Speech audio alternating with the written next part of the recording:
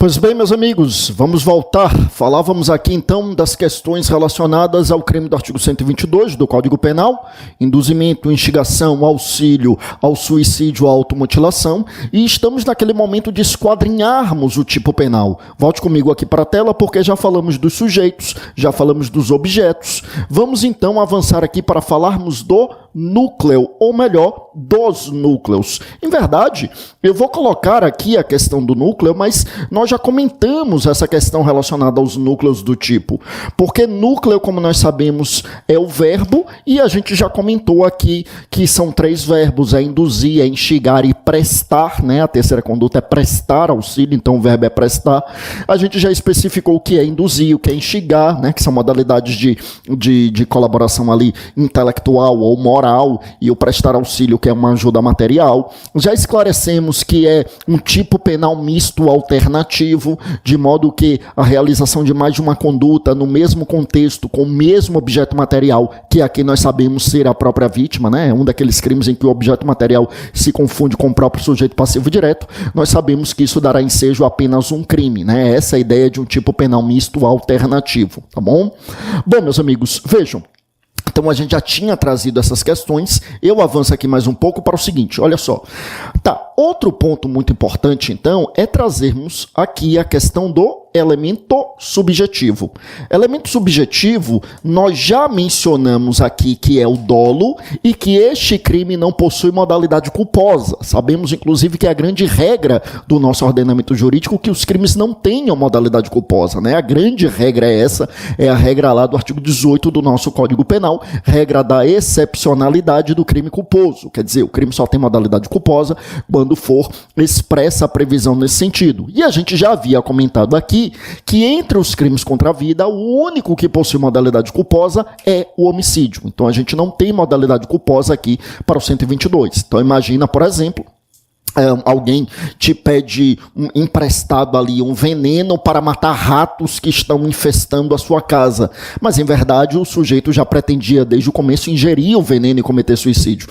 Então você entrega o veneno acreditando que ele vai ali matar os ratos eventualmente, e então você involuntariamente acaba prestando auxílio ao suicídio. Responderia pelo crime? Não. Por quê? Porque não existe esse crime na modalidade culposa, então a gente sabe que se eu presto auxílio de forma não dolosa, se eu presto auxílio, portanto, culposo, não teríamos esse crime, tá? Bom, agora, é importante lembrarmos ainda que esse é um crime, então, que só admite modalidade dolosa. Para que eu tenha esse crime é imprescindível que eu tenha o dolo, e não se exige dolo específico. Não se exige, portanto, meus amigos, o chamado elemento subjetivo específico. Dolo específico ou elemento subjetivo específico é uma especial finalidade no agir. Ou seja, é o praticar a conduta objetivando uma finalidade específica. Então, veja que aqui nós não temos isso. Se o sujeito ele vai induzir, instigar ou prestar auxílio ao suicídio, por qualquer razão, vai haver ali a prática do crime. A gente vai ver que, a depender da motivação do criminoso, a gente pode ter uma modalidade qualificada, que é o que acontece, por exemplo, quando este crime é praticado com a finalidade egoística. Eu vou mencionar isso daqui a pouco, quando a gente chegar nas qualificadoras. Mas o que importa é que, para a caracterização do crime, para que exista o crime do artigo 122, não se exige o elemento subjetivo específico, não se exige essa finalidade específica ali por parte do agente. Tudo bem? Volte comigo aqui para a tela, meus amigos. Que mais? Olha só. Aí a gente entra na questão da consumação e tentativa. Veja, e aí eu volto para algo que eu havia mencionado no bloco anterior e que é extremamente importante, porque é uma das grandes mudanças, não vou dizer a grande mudança, mas indubitavelmente uma das grandes mudanças promovidas pela Lei 13.968 de dezembro de 2019, que é justamente o fato de que Agora, né, desde o advento dessa lei, nós teremos esse crime, meus amigos, independentemente da produção de um resultado material, da produção de um resultado naturalístico. Então, desde o advento dessa lógica, desde o advento dessa nova legislação, o crime se consuma com o mero induzir, instigar ou prestar auxílio, ainda que a vítima não tenha se matado, ainda que ela não tenha tentado o suicídio ou tentado a automutilação, o só fato de induzir, de instigar ou prestar auxílio já faria com que a gente tivesse esse crime, tá bom? Bom, e aí, agora, cabe a tentativa? Veja, cabe a tentativa, meus amigos. É possível tentar induzir. Olha, se só com induzir já consuma o crime, eu posso falar realmente em tentativa? Quer dizer, eu posso ter um tentar induzir? Sim, eu posso ter um tentar induzir.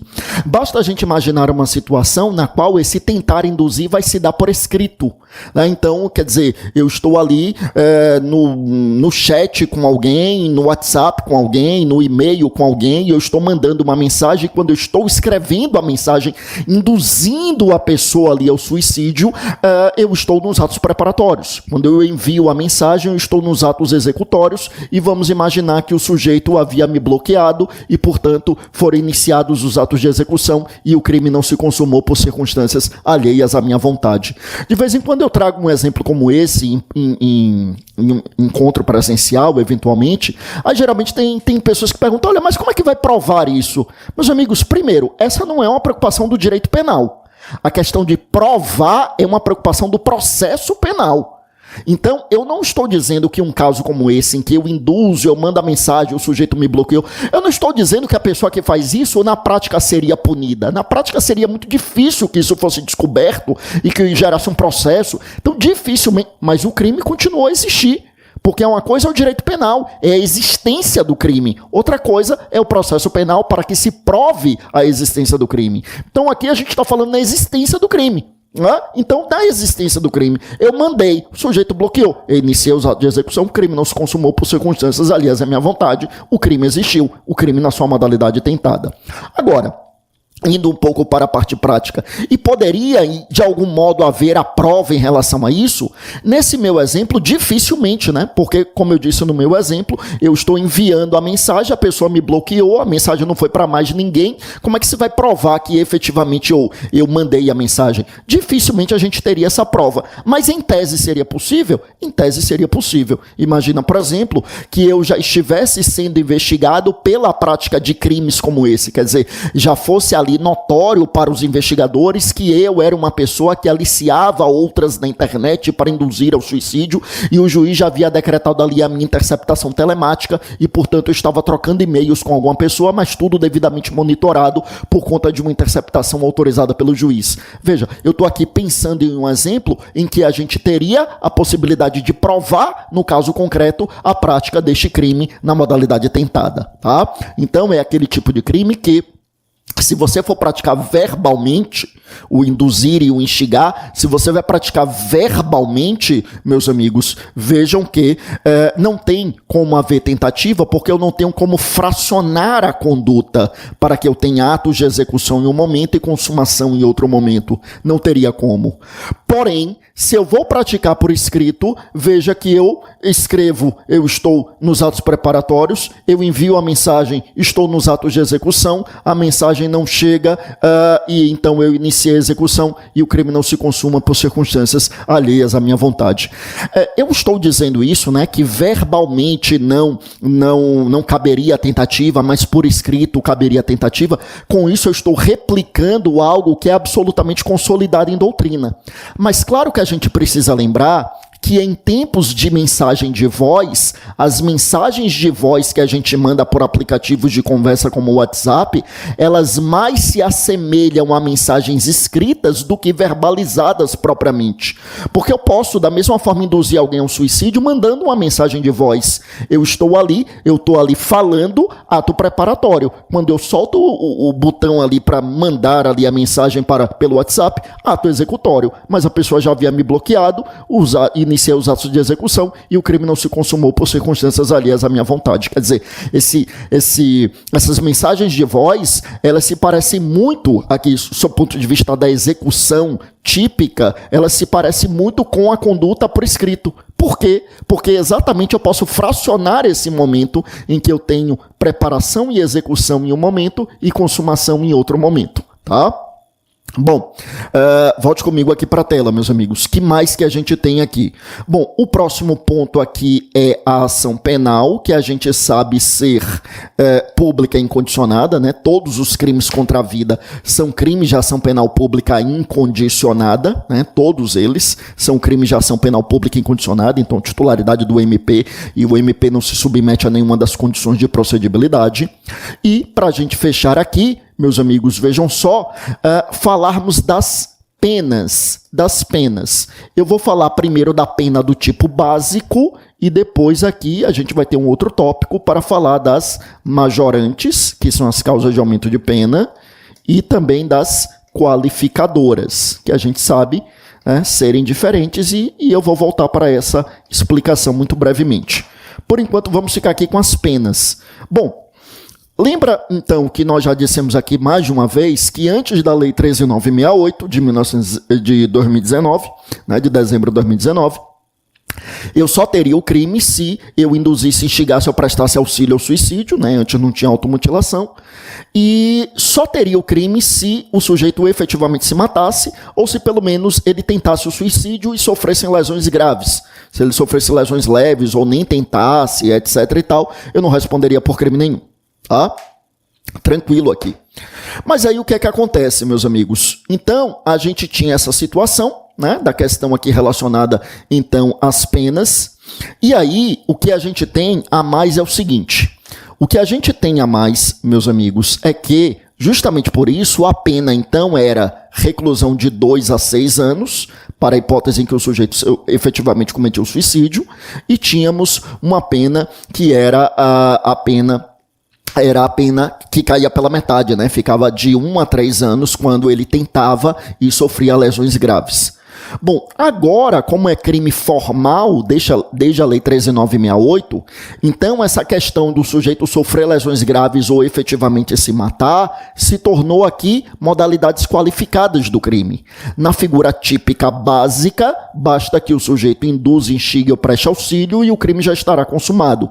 E justamente por isso, volte comigo aqui para a tela, veja que a pena ficou bem menor, sendo uma infração de menor potencial ofensivo.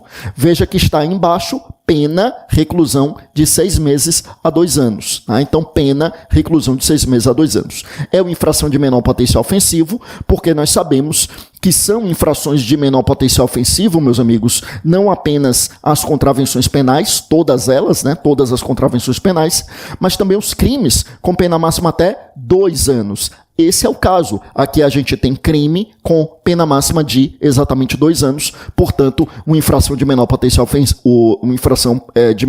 ofensivo.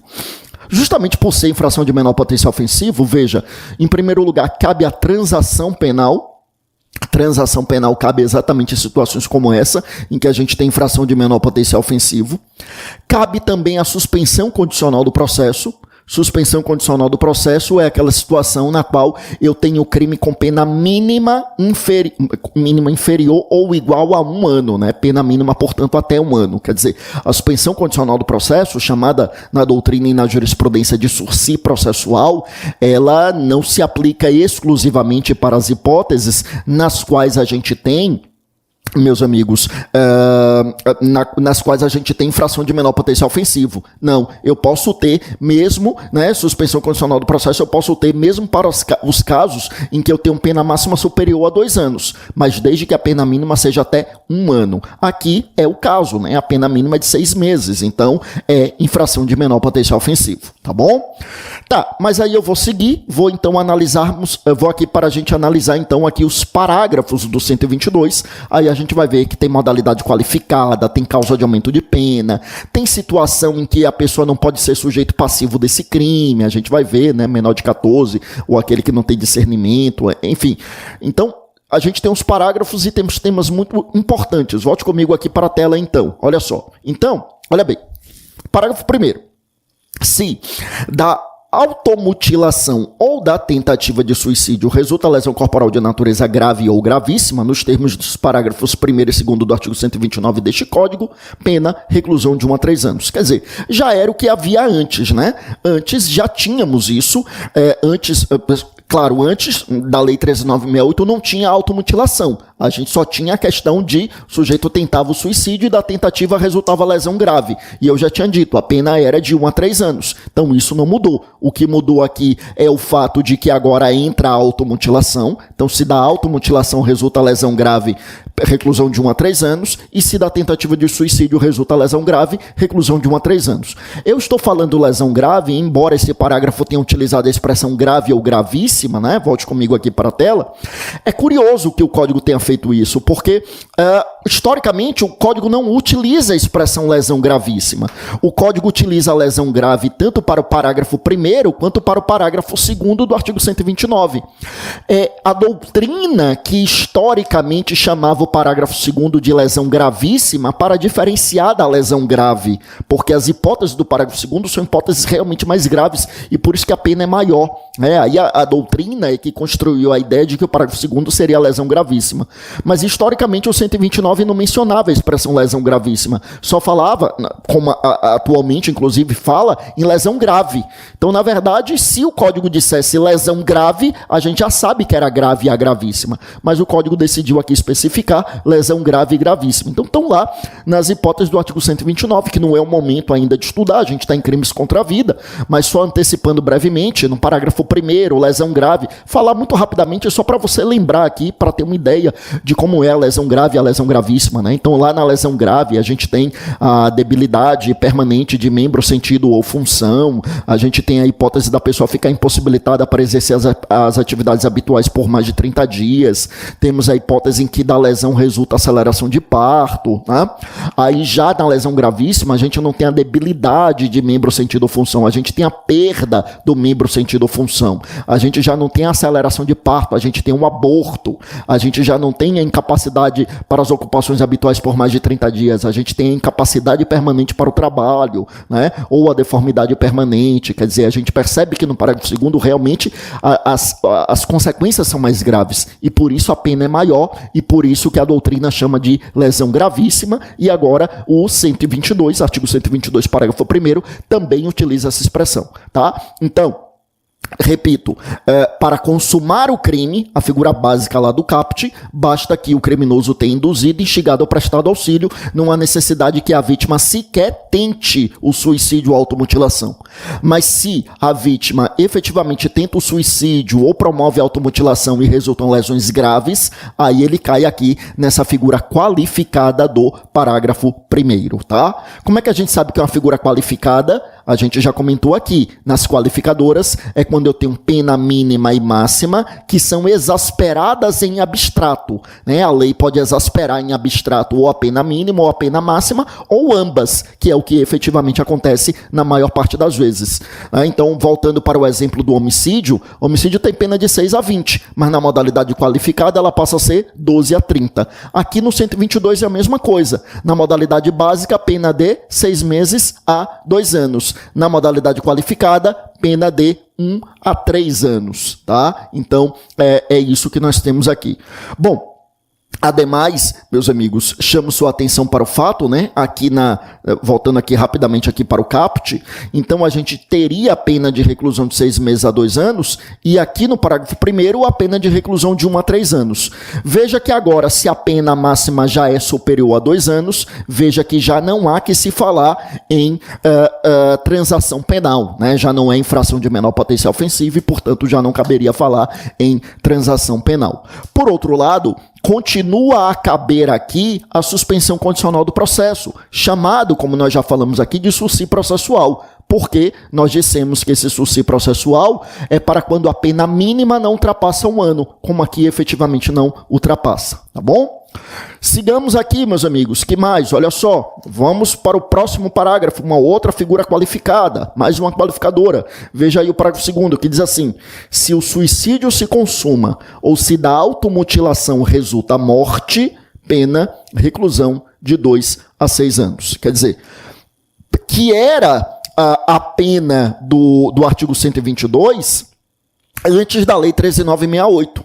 A lei, antes da Lei 13.968, a gente sabe, já comentei aqui, não tinha automutilação, só tinha um suicídio, e efetivamente, quando o suicídio se consumava, a pena era essa, reclusão de 2 a 6 anos, então continua a ser assim. Só que agora a gente tem a questão da automutilação. Então, se da automutilação resulta a morte, quer dizer, a pessoa não queria se matar, ela queria a automutilação, mas ela se mutilou e acabou ali, por conta da automutilação, acabou morrendo. Então, o criminoso responde com a pena de reclusão de 2 a 6 anos, tá?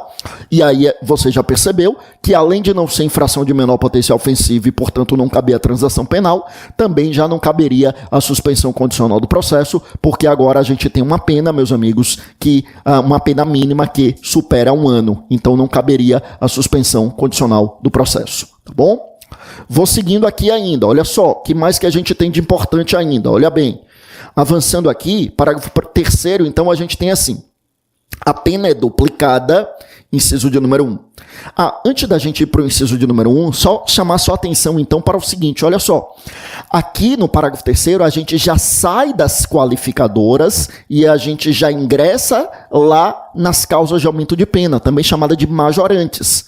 Sabemos disso, porque nós já sabemos que nas qualificadoras eu tenho uma pena mínima e ou máxima em abstrato, exasperadas na própria lei, né? Como a gente viu, a pena base era de 6 meses a 2 anos, mas na primeira qualificadora, né, da lesão corporal grave ou gravíssima, passa a ser de 1 a 3 anos, na segunda qualificadora, que é da lesão, em que resulta a morte, passa a ser de 2 a 6 anos, então a pena mínima e máxima em abstrato são exasperadas, né, como se fosse um novo tipo penal.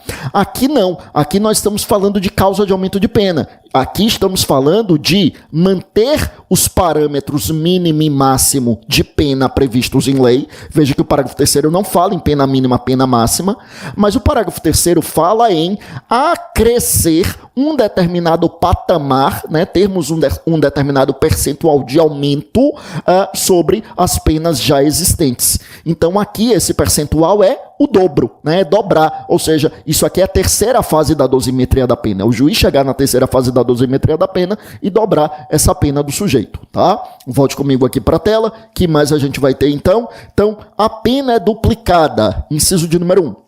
Se o crime é praticado por motivo egoístico, torpe ou fútil. Né? Então, eu já havia antecipado até que a questão aqui relacionada à finalidade, o motivo, isso por si só é indiferente para consumar o crime. Para consumar o crime, para que a gente tenha o crime do artigo 122, não importa qual era a razão que impeliu ali o criminoso. Tá? Para consumar o crime. Agora, a depender dessa razão que o impeliu, aí sim nós poderemos ter uma modalidade qualificada ou não. Então, volte comigo aqui para a tela, olha só. Então, pode ser aqui o crime praticado por motivo egoístico, torpe ou fútil. Antes da Lei 13.968, só se falava em motivo egoístico, não se falava em motivo torpe ou fútil, até porque se entendia, historicamente, que o motivo egoístico já seria a modalidade de motivo torpe. Motivo torpe, você vai lembrar comigo, é aquele motivo abjeto, asqueroso, repugnante, de maior reprovabilidade. Né? Lá no homicídio a gente costuma citar o sujeito que mata os próprios pais para ficar com a herança. Aqui a gente pode dar o mesmo exemplo. Imagina que é um filho que quer ficar com a herança do pai e sabe que o pai sofre de um processo depressivo extremamente acentuado e ele então, e o pai, vamos imaginar, já tentou o suicídio e esse filho doido para que o pai morra, para que ele fique com a herança, ele instiga, quer dizer, ele reforça um sentimento suicida que o pai já tinha, quer dizer, ele instiga para poder ficar com a herança. É aqui uma causa de aumento de pena, quer dizer, é esse crime com a causa de aumento de pena, a pena aumentada no dobro. E aí lembra que eu vou dobrar a pena aplicando aqui, a depender do caso, ou a pena base ou a pena do crime qualificado. Quer dizer, se o pai realmente se matar, a gente aplica a pena do parágrafo 2º, né, de 2 a 6 anos, e na dosimetria da pena é que o juiz aplica aqui essa causa de aumento de pena no dobro, tá? Ou seja, essas causas de aumento de pena elas são compatíveis tanto com os patamares de pena do tipo base, que é o caput do 122, quanto também seria compatível com as modalidades qualificadas do parágrafo 1º ou do parágrafo 2º, tá bom? Desde que, obviamente, no parágrafo 1º, se resultar lesão grave ou gravíssima, no parágrafo 2º, se resultar a morte, tá? Bom, e aí, como eu dizia, na prática, o motivo egoístico, ele acaba tendo muita relação com o motivo torpe, né? Porque o motivo egoístico é também um motivo de maior reprovabilidade, de maior censurabilidade, tá? E, bom, e aí entra aqui, meus amigos, a questão do motivo fútil, que nós já sabemos ser um motivo banal, irrelevante, insignificante. Então, tô aqui, lamentavelmente, isso não é incomum, lamentavelmente acontece, existem grupos na internet que fomentam o suicídio de pessoas que estão em situação de vulnerabilidade, né? Às vezes a pessoa passando ali por dificuldades tremendas, processos depressivos, né? Problemas relacionados à saúde mental. Abro um brevíssimo parêntese, não vou tomar o tempo de vocês com isso, mas assim, eu sei que sobretudo quem está estudando para concurso público, em muitos momentos passa por momentos difíceis relacionados à saúde mental, né? Assim, falo com conhecimento de causa, não vou entrar em detalhes, mas posso dizer isso, e é muito importante atentar para isso, meus amigos, assim, procurar ajuda, não há nenhum demérito em estar passando por dificuldades, é um momento difícil, não só a questão do concurso, eu falo do concurso porque aqui a gente está em um curso em que a maioria tem o foco no concurso, mas qualquer um está sujeito a problemas como esse. É um problema muito sério, né, que durante muito tempo foi estigmatizado, foi negligenciado, teve a sua importância diminuída, e não deixemos cair nesse equívoco, tá? Então não há nenhum demérito, procurar ajuda especializada, ajuda de amigos, ajuda de familiares. Fecha parênteses, né? Não porque não seja de muita importância, é de muita importância, mas quem sabe em um outro encontro, enfim, talvez aqui até como um bate-papo aqui, como uma carga horária suplementar aqui do nosso curso, mas não aqui para tomarmos o tempo aqui do nosso encontro. Eu voltava aqui e trazia o exemplo de, lamentavelmente, existe pessoas que estão passando por situação de grande fragilidade emocional, psicológica, de questões de saúde mental, e existem pessoas que estão ali em grupos de internet, muitos na Deep Web, mas outros tantos em outras tantas comunidades que a gente possa imaginar, que estão ali fomentando o suicídio, né? Quer dizer, por absolutamente nada. Né? Pessoas que ele nem conhece e está querendo ver a desgraça alheia por absolutamente nada, por, entre aspas, diversão, se é que alguém consegue se divertir com a desgraça alheia desse jeito, mas assim, estou falando entre aspas porque é um argumento utilizado, né? Por diversão, por, entre aspas, brincadeira, bem entre aspas mesmo, né? Quer dizer, me parece bastante clara a existência do motivo fútil, motivo banal, irrelevante, insignificante, levando uma pessoa a brincar com a vida humana, né? Motivo fútil, tá?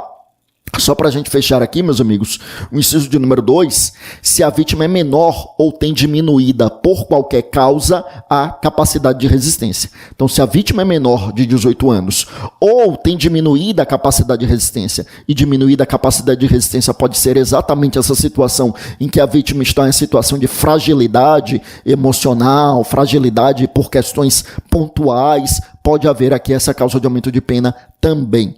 Agora, em relação à questão da idade, a gente vai ver que não é qualquer idade para que seja vítima desse crime. Mas isso a gente vê daqui a pouco no nosso próximo bloco. A gente já volta. Vamos lá.